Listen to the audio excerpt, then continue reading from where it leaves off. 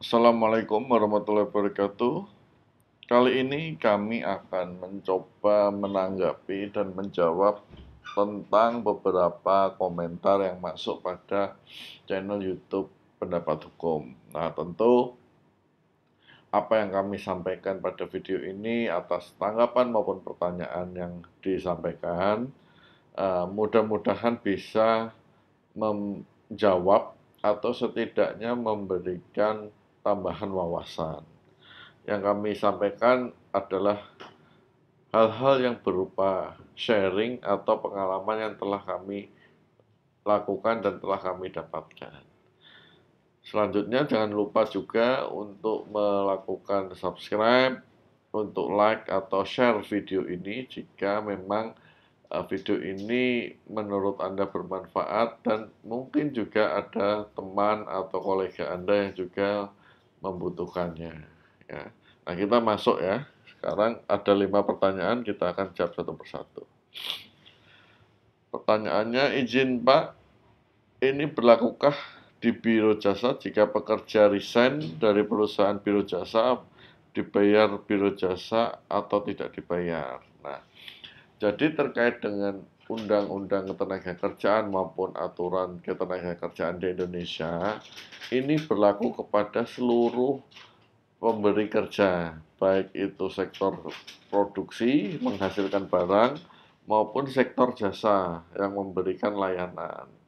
Nah, hanya saja di Undang-Undang Cipta Kerja dan PP 35 tahun 2021 itu dibedakan pemberian hak-hak terhadap pegawai yang di PHK atau resign itu dibedakan kategorinya apakah pemberi kerjanya itu termasuk pemberi kerja dalam skala UKM atau tidak.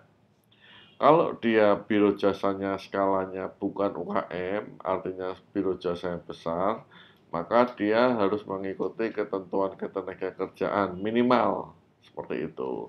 Atau jika dia memiliki PKB atau PP, maka dia harus mengacu ke situ. Nah, tetapi jika biro jasanya itu adalah levelnya UKM, tentu kembali kepada aturan ketenagakerjaan yang ada. Artinya, pemberian hak-hak bisa melalui kesepakatan. Ya, seperti itu. Nah, tetapi hal yang pasti jika seorang pekerja mengundurkan diri, Anda kan kalau bekerja pasti didaftarkan atau wajib didaftarkan BPJS Ketenagakerjaan. Nah, itu Anda punya hak di situ karena ada iuran Anda ditambah iuran dari pemberi kerja. Nah, seperti itu ya, kira-kira mudah-mudahan menjawab. Kita ke pertanyaan selanjutnya.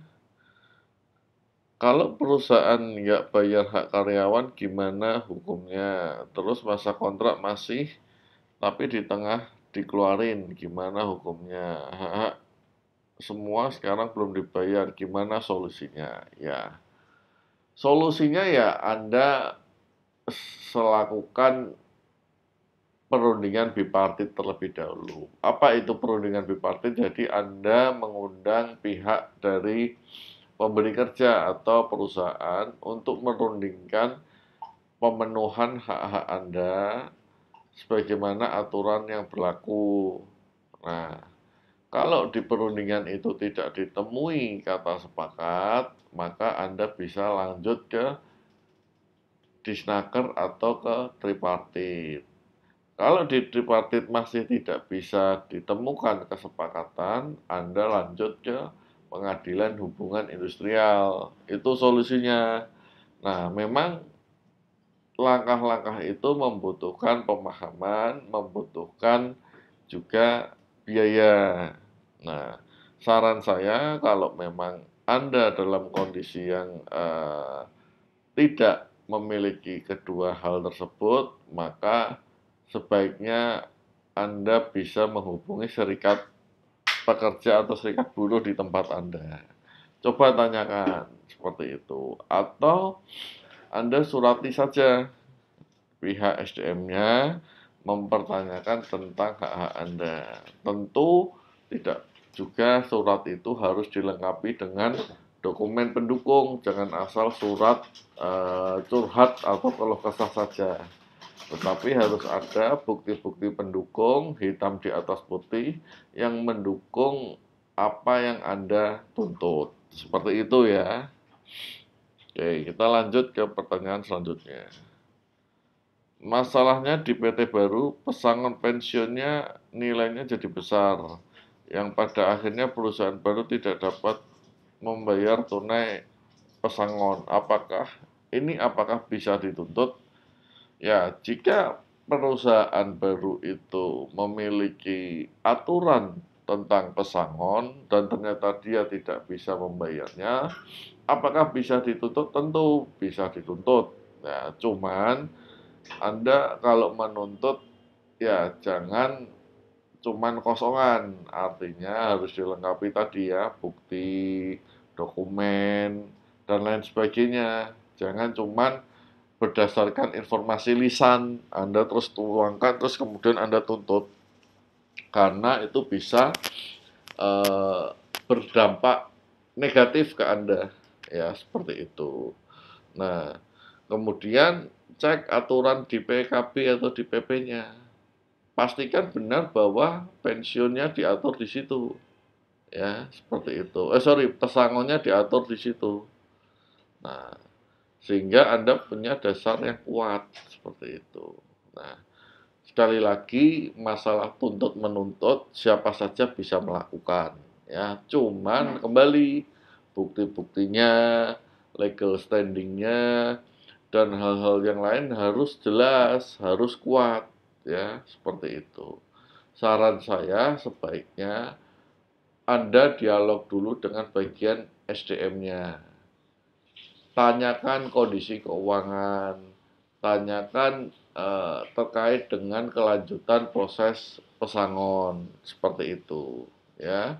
Nah, kemudian Anda minta dokumen tertulis atau kesepakatan atau pembicaraan itu Anda tuangkan tertulis dan ditandatangani bersama sehingga bisa menjadi dokumen bagi Anda bila di kemudian hari dibutuhkan ya. Nah, harapan saya pertanyaannya bisa lebih rigid dan lebih lengkap supaya kami bisa menjawabnya dengan lebih baik atau lebih lengkap sehingga data-datanya itu nggak cuma pertanyaan umum saja ya. Pertanyaan terakhir, Chelsea di leasing gimana prosesnya ya? Prosesnya sama dengan Chelsea pada umumnya ya. Yang pertama tentu Chelsea ini adalah pengalihan kreditur ya, artinya kreditur yang awal digantikan oleh kreditur yang baru.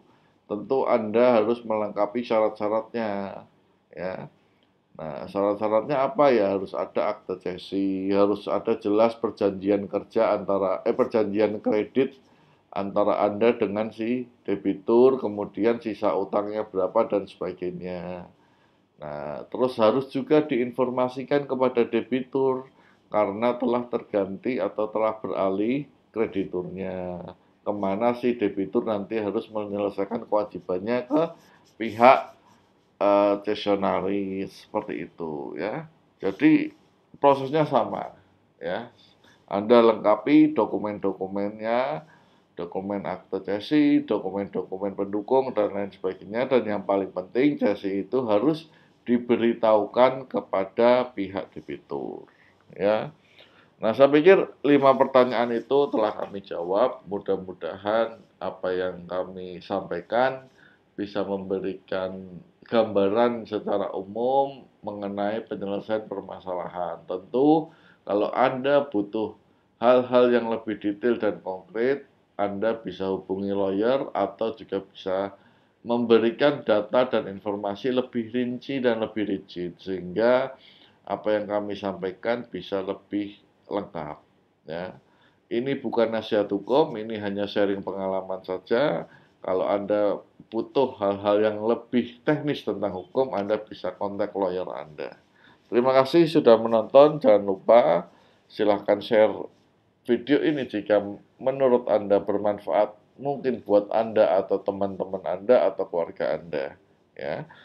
Terima kasih. Assalamualaikum warahmatullahi wabarakatuh.